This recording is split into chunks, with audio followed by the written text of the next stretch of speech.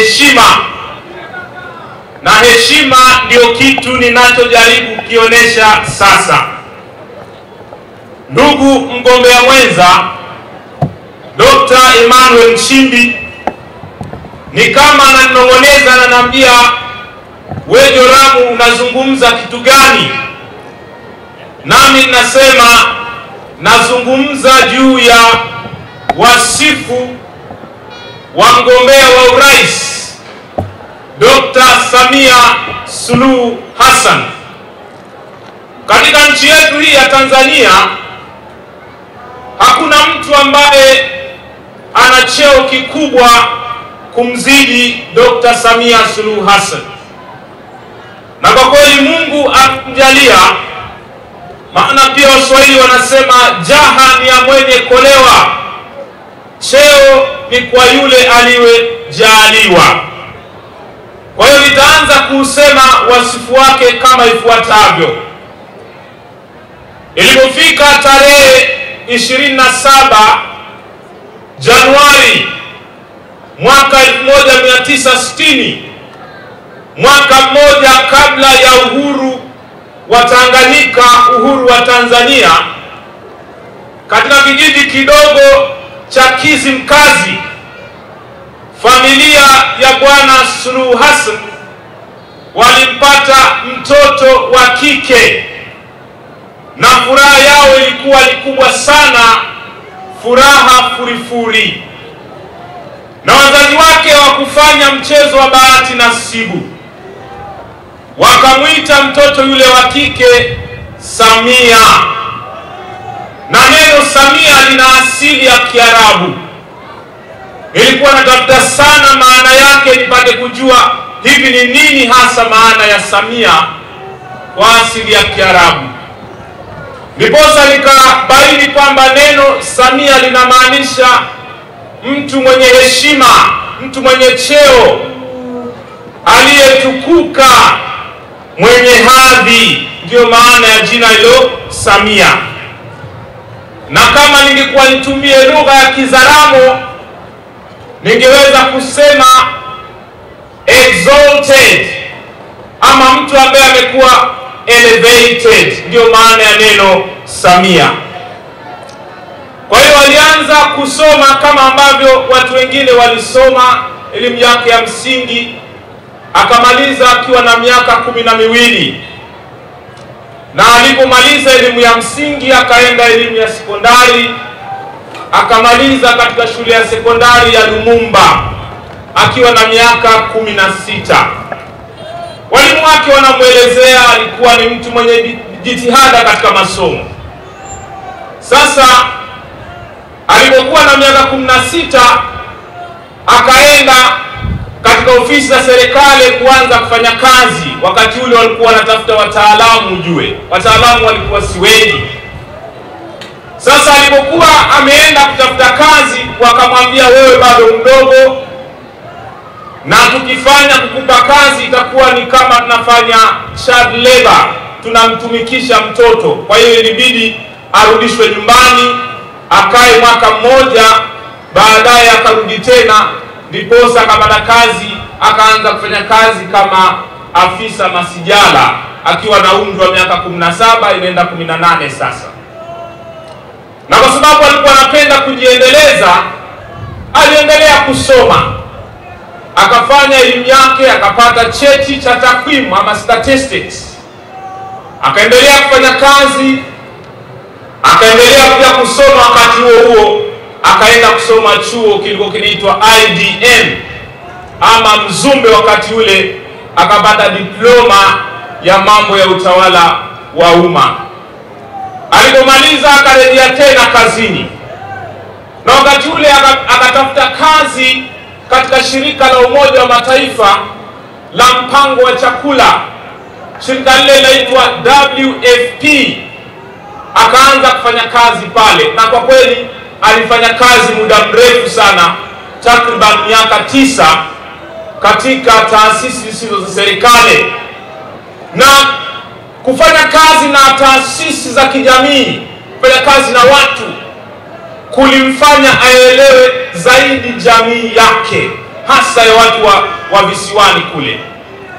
Kwa hiyo ilipofika mwaka 2000 akawa na pashawa la moyo, akawa na ragba ya dhati kuingia katika siasa mwaka huo wa 2000.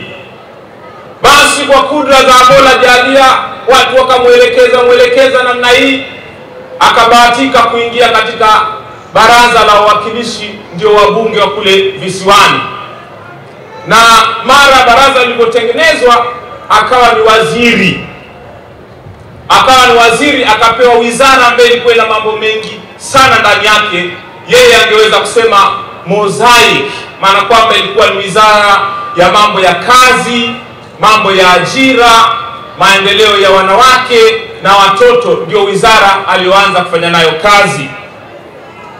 Na akawa katika viti maalum kwa muda wa kutosha, na baadaye akagombea tena, akapata nafasi ya kuwa waziri wa utalii, akawa waziri wa utalii, biashara na uwekezaji. Sasa kuhupisha habari hii mpaka ilipofika 2010 akagombea sasa kwenda jimboni kabisa.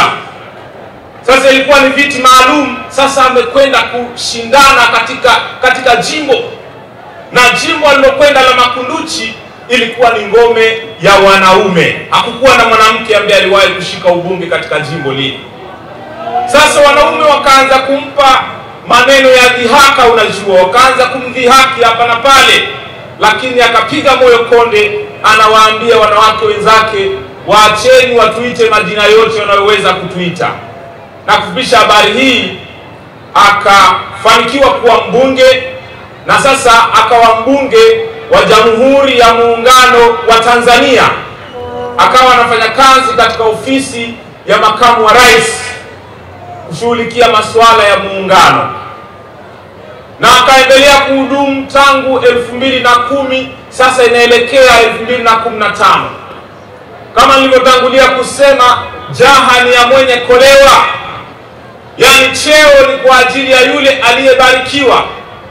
Ilipofika 2014 akawa ameteuliwa kuwa msaidizi katika bunge la katiba, na kwa kweli mwenyewe anakiri katika kazi ngumu aliyopata kuifanya ni kuwa katika lile bunge la katiba. Anasema ilikuwa ni bunge gumu sana, maana watu walikuwa wanachambua mambo magumu, fikra tunduizi, mijadala isiyokwisha.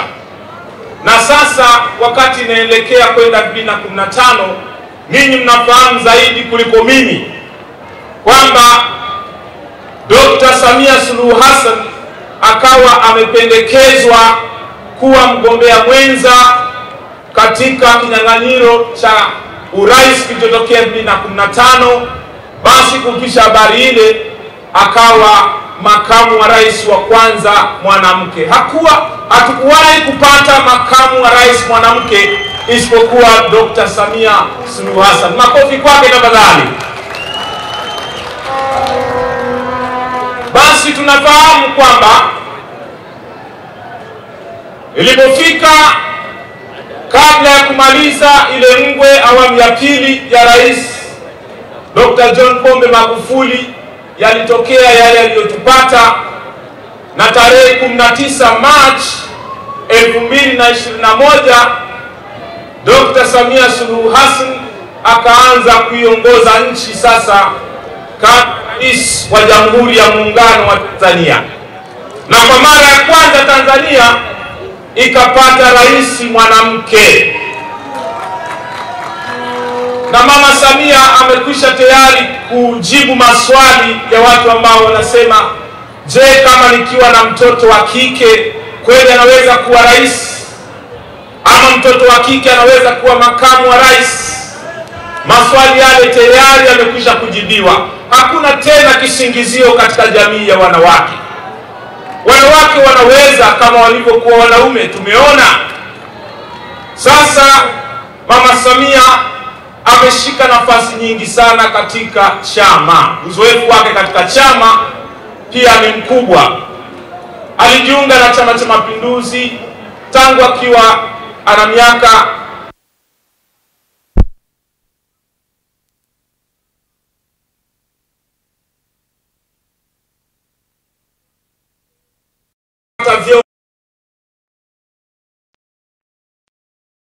wa halmashauri kuu ya CCM, akawa pia mjumbe wa kamati kuu ya CCM, akawa sehemu ya jumuiya ya wanawake wa CCM UWT kuanzia kipindi hicho mpaka hivi sasa. Kwa hivyo wasifu wake ni mkubwa sana. Amefanya kazi na taasisi zisizo za kiserikali. Hata 2016 alichaguliwa na Ban Ki-moon. Ban Ki-moon alikuwa ni katibu mkuu wa Umoja wa Mataifa, alimchagua kuwa katika jopo la wanawake kuangalia maendeleo ya wanawake si tu Tanzania bali duniani. Na kutokana na ile kazi walileta mapendekezo takriban 27, na kupitia yale mapendekezo yakaingizwa hata katika serikali ya Tanzania kwa ajili ya kuchochea maendeleo ya wanawake. Kwa hiyo katika wagombea wa urais tuliokuwa nao, yeye ana sifa bainifu. Na kama kuna mabinti hapa ama kuna wanawake, muhamasishwe kwa namna gani zaidi. Kwa hiyo kwa ufupi kabisa, Mama Samia Suluhu Hassan anajaha, anakolewa. Mwenyezi Mungu amemkirimia, na yeye ndio mtu mashuhuri zaidi kuliko mwinginewe hapa Tanzania. Asanteni sana na Mungu awabariki.